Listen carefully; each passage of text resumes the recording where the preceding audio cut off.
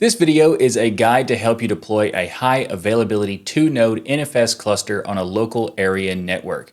The tools we're going to be using to do this are DRBD, Pacemaker, and Corosync.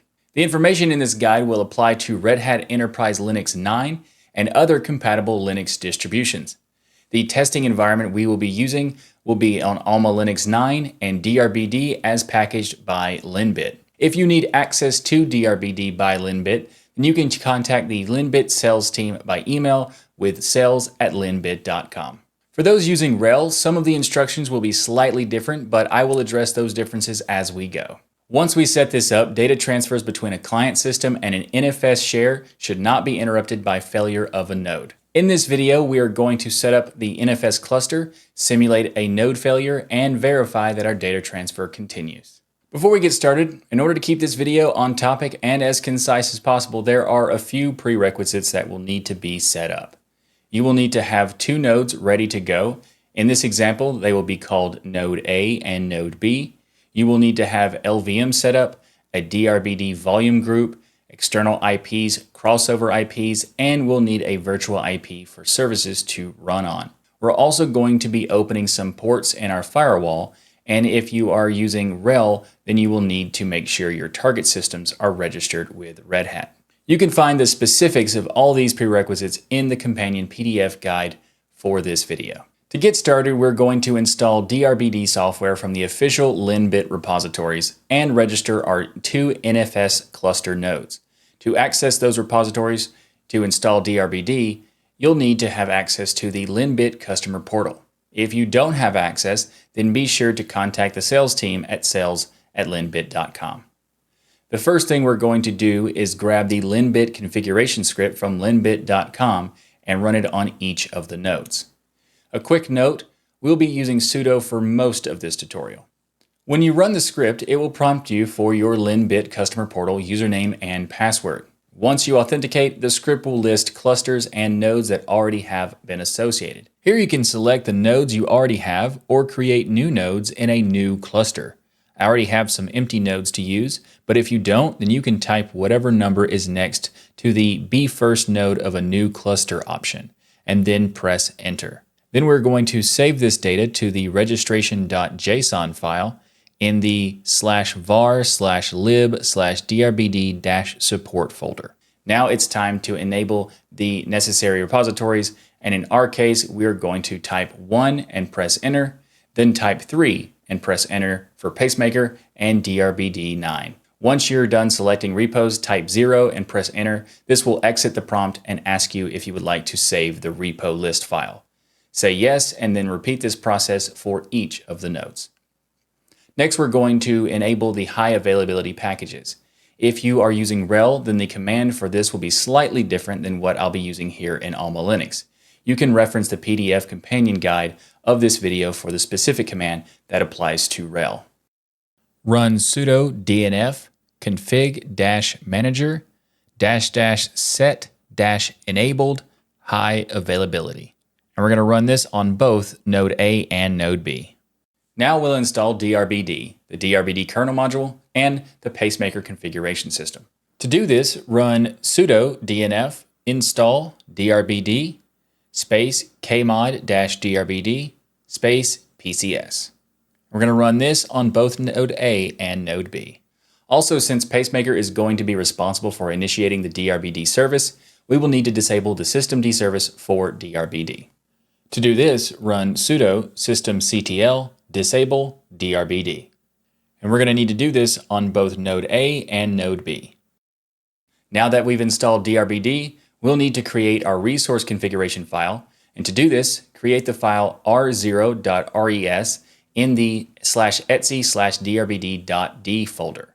In this tutorial, I'm going to keep it simple by using nano to set up these kinds of files, but of course you can use whichever editor you prefer. So copy and paste the configuration data into this new file, save and exit back to the command line. And we're going to need to do this on both Node A and Node B. Keep in mind, this is a minimal configuration file. There are many settings you can add, but I'll put a link to the DRBD user's guide in the description for those who would like to learn more information about that. Next, we will use DRBD ADM to create the resource metadata by running DRBD ADM create-md space R0. This command should complete without any warnings, and I know you're aware about having a good backup strategy, but if you get the messages about data being detected and then you choose to proceed, you will lose that data. So backups, backups, backups. Now let's bring up the device on both nodes by running DRBD ADM up R0, and let's verify their states with DRBD ADM status. Status? That's what's up, whatever you want. Okay, looks good. We'll see that both nodes are connected and are set as secondary and inconsistent. To have your data replicated, we'll need to put the resource into a consistent state, and to do this, we have two options. First, we can do a full sync of the device, which could take a bit of time depending on the size of the disk, or we can skip the initial sync.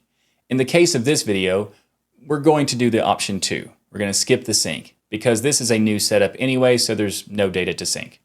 On just node A, we're going to run DRBD ADM new-current-UUID-clear-bitmap R0/0, and then check the status again to see if the disk's now saying that they are up to date. After DRBD has been initialized, we'll need to make node A primary by running DRBD ADM primary R0. Now we'll create a file system on the DRBD device that we configured earlier, and this only needs to be done on node A as DRBD will take care of the replication to the other nodes. So run mkfs.xfs/dev/drbd0. Then let's create a new directory called DRBD in the /mnt or mount folder on both node A and node B.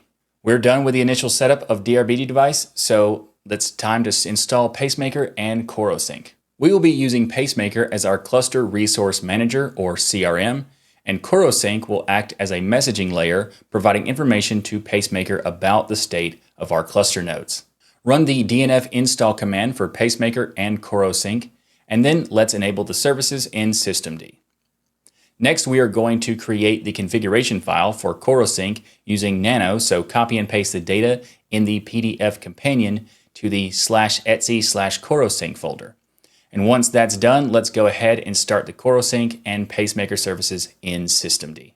Now repeat this process for installing and configuring Pacemaker and Corosync on each cluster node. Then we can verify that everything has been started and is working correctly by using the crm_mon command.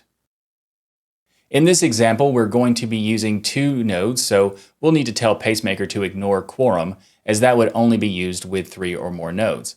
We'll do that by setting the no quorum property with the PCS command.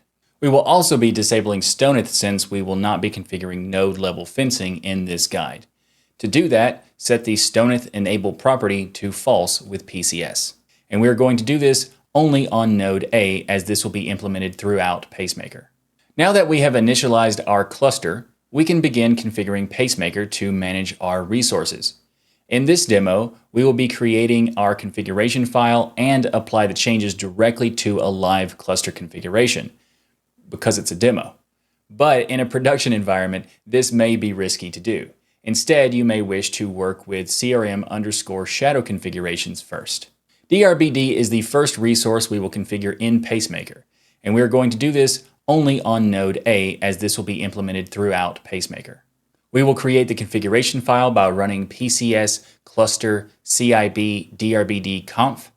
This will pull a working version of the cluster information base, or CIB.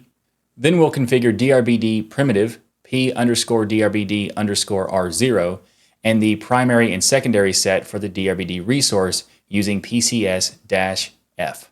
Then we'll verify and commit the configuration changes using PCS cluster cib-push.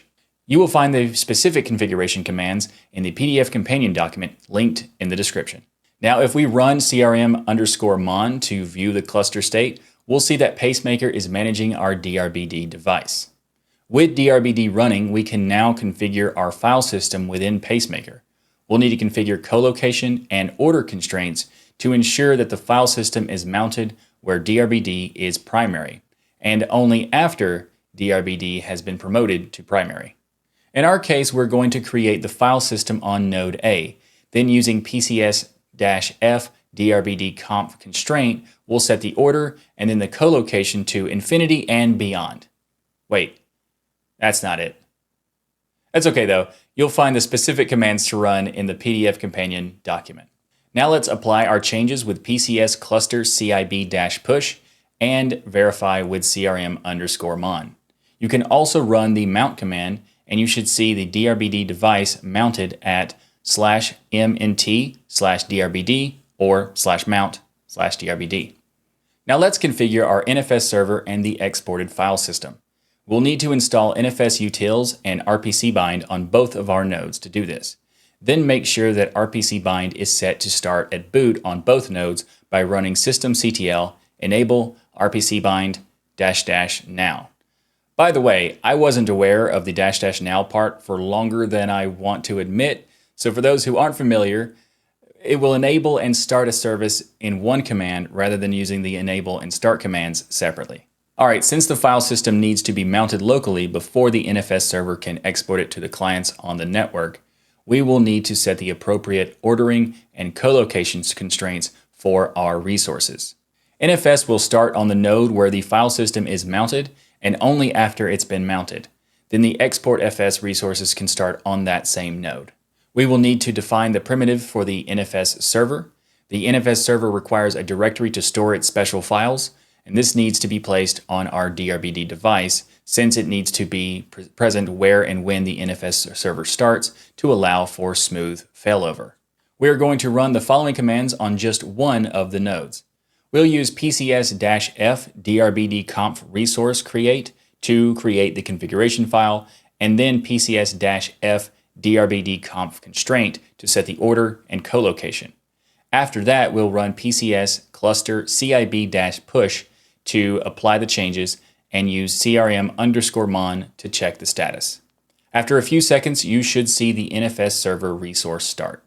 With the NFS server running, we can create and configure our exports. You will do this from whichever node has P_NFS server started in your cluster. The first thing we're going to do is make a new directory with mkdir-p/mnt/drbd/exports/dir1. Then use the chown command to set the user and group to nobody.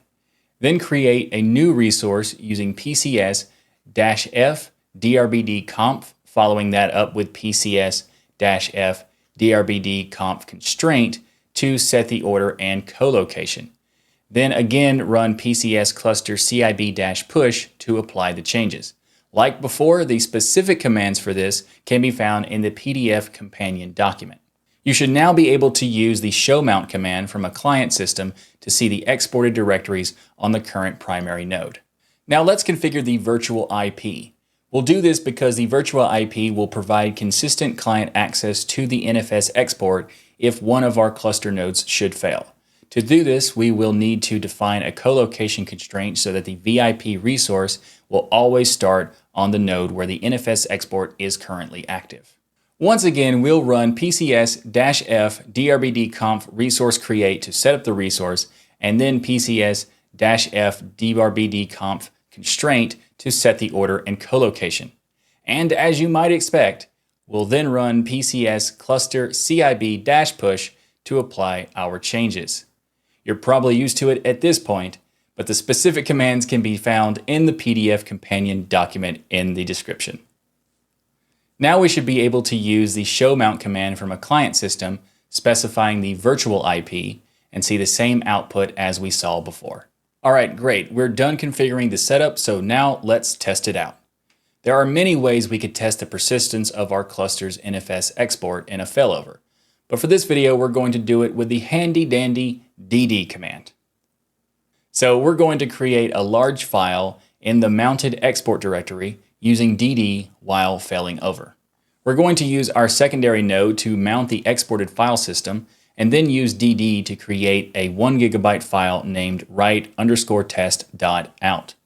And before that command completes, on the client node, we're going to reboot the primary node by switching to root and running echo b > /proc/sys rq-trigger. The node should reboot immediately, causing the cluster to migrate all the services to the peer node. The failover should not interrupt the DD command on the client system, and the command should complete the file without error. We can also verify our failover by running DRBD ADM on the node and see that the other node has been promoted to the primary role.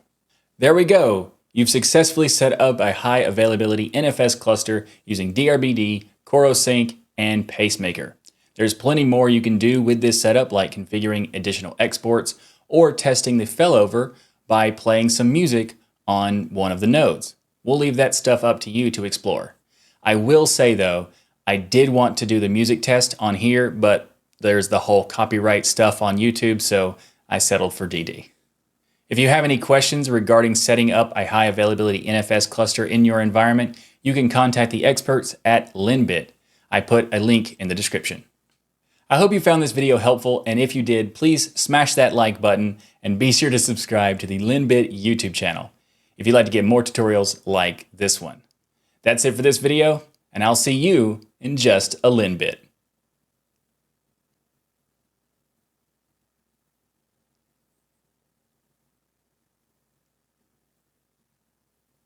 Holding it for a long time. Not awkward.